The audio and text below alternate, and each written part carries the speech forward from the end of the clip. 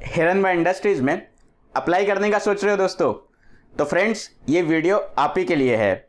उनके बिजनेस का और आईपीओ का बहुत ही सिंपल भाषा में एनालिसिस हम आपके लिए लाए हैं। साथ ही ये आईपीओ में कुछ ऐसे रिस्क है जो आपके ध्यान में होना ज़रूरी है, ये भी हमने वीडियो के एंड में शेयर किए हैं आपके साथ। तो दोस्तों ये वीडियो एंड तक ज़रूर देखें और नीचे कमेंट बॉक्स में बताइए क्या लगता है आपको, आईपीओ में अप्लाई करना चाहिए।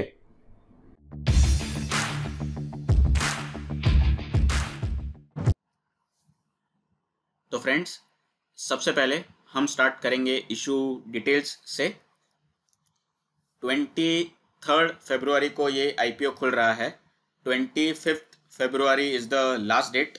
626 से 627 के प्राइस बैंड में आईपीओ और 23 शेयर्स की लॉट साइज है। तो फ्रेंड्स अगर आपको एक लॉट अप्लाई करना है तो मिनिमम अमाउंट जो है वो है 14,421। मैक्सिमम आप 13 लॉट के लिए अप्लाई कर सकते हो, which translates into 1,87,473 rupees. This is a promoter driven company या फैमिली ड्रिवन कंपनी। तो 99% स्टेक शेट्टी फैमिली के पास है। Sadashiv Shetty and Raghuram Shetty are the promoters of the company. After the IPO जो प्रमोटर होल्डिंग रह जाएगी वो है 74%। तो फ्रेंड्स अब इनके बिजनेस और प्रोडक्ट्स की बात करते हैं। तो Hiranba industries is into manufacturing, marketing and exports of formulations, technicals and intermediates. तो फ्रेंड्स ये प्रोडक्ट्स या कैटेगरी समझने के लिए हम फॉर्मुलेशन से स्टार्ट करते हैं। फॉर्मुलेशंस आर नथिंग बट वो जो पैकेज एंड प्रोडक्ट पेस्टिसाइड होता है जो मार्केट में मिलता है या डायरेक्टली यूज करते हैं फार्मर्स, दीज आर फॉर्मुलेशंस। तो and product for example something like alpha शक्ति। अल्फा शक्ति इनका एक इंसेक्टिसाइड है जो कॉटन क्रॉप के लिए ये मैन्युफैक्चर और मार्केट करते हैं। ये अल्फा शक्ति में there is a technical called alpha cypermethrin 10%। ये 10% कॉन्सेंट्रेशन में पाया जाता है ये अल्फा शक्ति में। तो alpha cypermethrin is the active ingredient या टेक्निकल जो ये मैन्युफैक्चर करते हैं। तो these are technicals. So basically एक फिनिश प्रोडक्ट में जो कॉन्सेंट्रेटेड एक्टिव इंग्रेडिएंट होता है 10% अल्फा साइफरमेथ्रिन, ये केस में दिस इज टेक्निकल्स। अब दोस्तों ये टेक्निकल्स बनाने के लिए जो रॉ मटेरियल या जो कंपाउंड लगता है these are called intermediates. For example alpha cypermethrin बनाने के लिए इनको साइफरमेथ्रिक एसिड क्लोराइड लगता है, which is nothing but the raw material for the technical. तो फ्रेंड्स ये तीनों कैटेगरी को मैन्युफैक्चर करते हैं और इनफैक्ट ये इंटरमीडिएट्स भी दूसरी कंपनी को सप्लाई करते हैं। तो जैसे कि फार्मा में एक्टिव फार्मा इंग्रेडिएंट होता है, ये अपने एक्टिव इंग्रेडिएंट्स भी दूसरी कंपनीज को सेल कर सकते हैं। So friends these three are the categories और the entire value chain of agrochemicals. अब दोस्तों they manufacture something called as pyrethroids. They are leading domestic producers of same. ये synthetic होते हैं.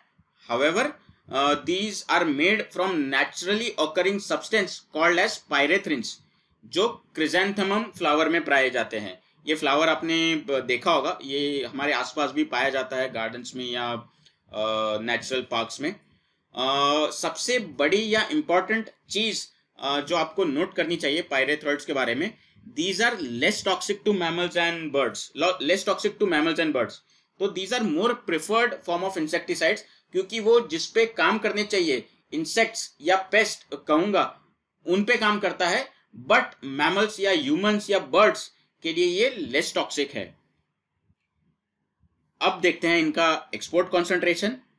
तो ये साल पहले 6 महीनों में इनकी 618 करोड़ की सेल हुई, जिसमें से 256 crore are in the form of exports. Interesting बात ये है यहाँ पे कि China contributes 35% to the exports. तो friends out of 618 crore of sale 91 crore are coming from China. तो ये आपकी ध्यान में रखना जरूरी है दोस्तों। अब दोस्तों ये देखते हैं कि what will drive the demand of the company. तो फर्स्ट पॉइंट, आने वाले टाइम में with growing population and more specifically of India there will be an increase in food demands. तो जाहिर सी बात है when food is required more, तो which will lead to more and more crop production, और वो crops को protect करने के लिए एग्रोकेमिकल्स या पेस्टिसाइड्स और मोर स्पेसिफिकली पायरेथ्रॉइड्स लग सकते हैं। India is the export one of the export hubs for the agrochemical industry which has grown from 11% CAGR from 2014 to 19। तो फ्रेंड्स आने वाले टाइम में भी with more and more concentration and policy support that is there from the government, which will drive the export market of the agrochemical industry. Also, with time, the use of biopesticides, more natural या less harmful या hazardous form of pesticides जो होते हैं, उनकी demand बढ़ने वाली है। उनका CAGR 10 से 15% रह सकता है, और द बायोपेस्टिसाइड की जो मार्केट इंडिया में है विच इज ओनली 3%, तो यहाँ पे भी एक्सपांशन का स्कोप है। और friends per capita consumption India में सिर्फ 0.6 kg पर हेक्टर है। यूएस जैसी कंट्री में इट इज 5 to 7 kg पर हेक्टर। तो फ्रेंड्स यहाँ पे भी बहुत एक्सपांशन का स्कोप है। So all these factors will contribute to the demand of the agrochemical industry domestically and internationally. तो फ्रेंड्स जनरली हम इंडस्ट्री को पहले लेते हैं कंपनी के, बट यहाँ पे कंपनी समझना बहुत जरूरी था ताकि आपको अब इंडस्ट्री भी बहुत इजीली समझ आए। तो friends as you can see, जो आने वाले टाइम यानी कि 2020 से 2025 तक ये ग्लोबल एग्रोकेमिकल इंडस्ट्री 4.11 के CAGR से ग्रो करेगी। वहीं अगर मैं डोमेस्टिक मार्केट की बात करूं तो वो 5.55% CAGR से ग्रो करेगा। तो this is not very impressive. ये सिंगल डिजिट ग्रोथ में ही दोनों डोमेस्टिक और इंटरनेशनल मार्केट्स ग्रो करने वाले हैं। This is something that really does not excite me. पर कंट्री वाइज अगर मैं पेस्टिसाइड यूसेज देखूं तो ताइवान, चाइना, साउथ कोरिया, यहाँ तक कि USA, these are all consuming more than 5 kgs per hectare। अभी वहीं में अगर इंडिया में पेस्टिसाइड्स या एग्रोकेमिकल्स का यूसेज देखूं तो विच इज ओनली 0.6 kg पर हेक्टर।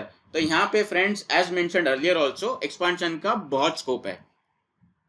ग्लोबल पायरेथ्रॉइड मार्केट की भी अब बात करें, व्हाई इज इट इम्पोर्टेंट? क्योंकि हेरनबा इज प्राइमरीली इनटू पायरेथ्रॉइड मैन्युफैक्चरिंग। तो ग्लोबली इसका जो CAGR रहने वाला है आने वाले टाइम में वो है 6%। तो फ्रेंड्स दो एग्रोकेमिकल्स 4-5% से ग्रो करेंगे, pyrethroid market is going to grow slightly faster than typical agrochemical market. In fact अब ये इंटरेस्टिंग चीज आपके साथ मैं शेयर करूं तो इंडियन पायरेथ्रॉइड कंजम्पशन जो बढ़ने वाला है आने वाले टाइम में वो 19% के CAGR से बढ़ने वाला है from 2020 to 2025। And in fact, Heranba is into the manufacturing and marketing of pyrethroid-based products. So this is a very, very exciting figure to see when you analyze this business or this company. 19% CAGR is a fantastic number. अब दोस्तों इनके financials की बात करते हैं।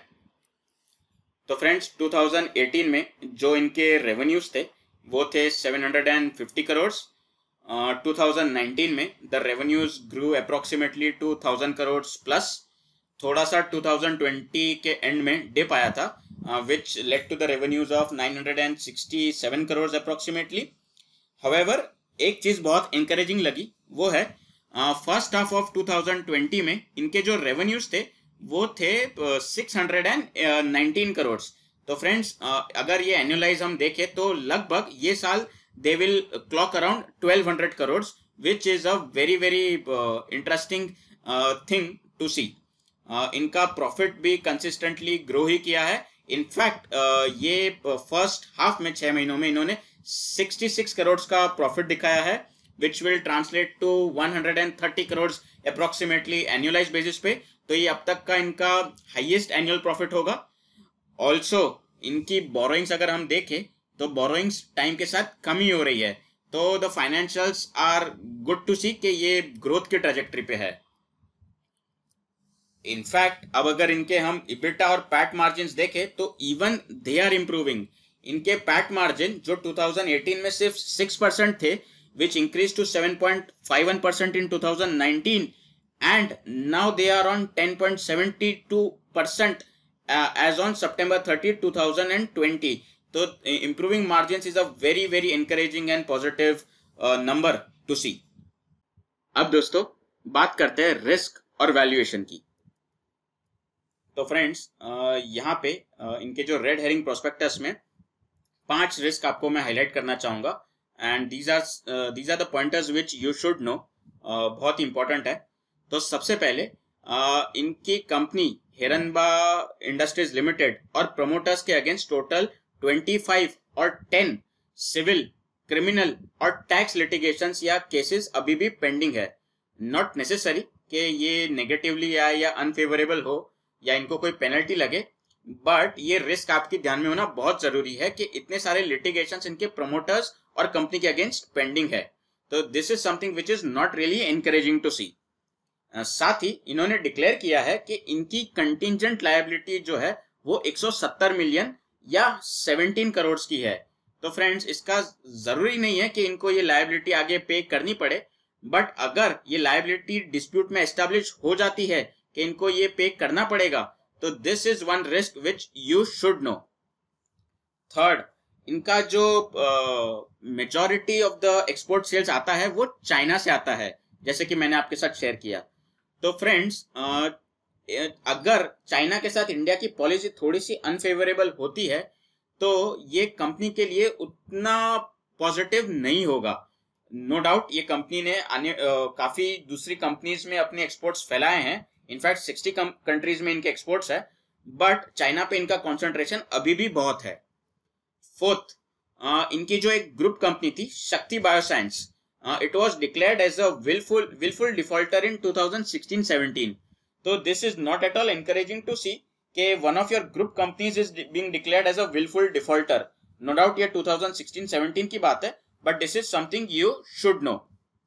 और finally जो 625 करोड़ ये IPO में कलेक्ट करेंगे, इसमें से 560 crore plus will be offer for sale. तो ये कंपनी में नहीं जाएगा दोस्तों, बट ये सेलर्स के पास जाएगा।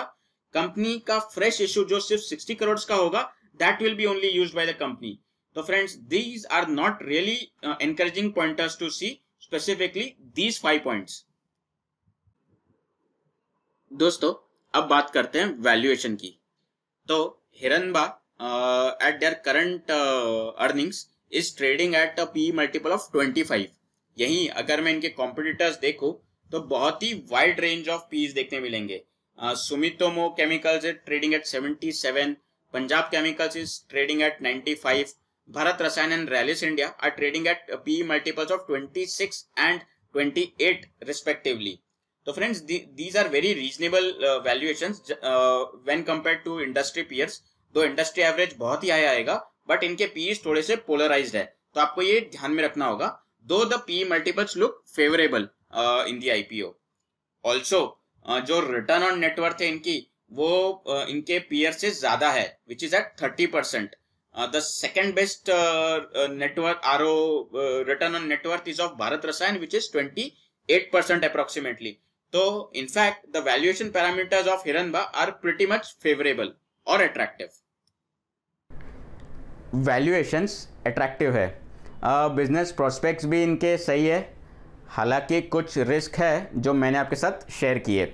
तो दोस्तों क्या लगता है आपको, IPO में अप्लाई करना चाहिए या नहीं? नीचे कमेंट बॉक्स में जाइए और जल्दी से बताइए। फाइनली ये तो मेरा एनालिसिस था। Please consult your financial advisor before any investment decisions. ये वीडियो सिर्फ एजुकेशनल पर्पस के लिए था। अगर आपको ये वीडियो पसंद आया तो नीचे सब्सक्राइब बटन दबाइए, बेल आइकन भी मत भूलना दोस्तों। Till then, happy investing.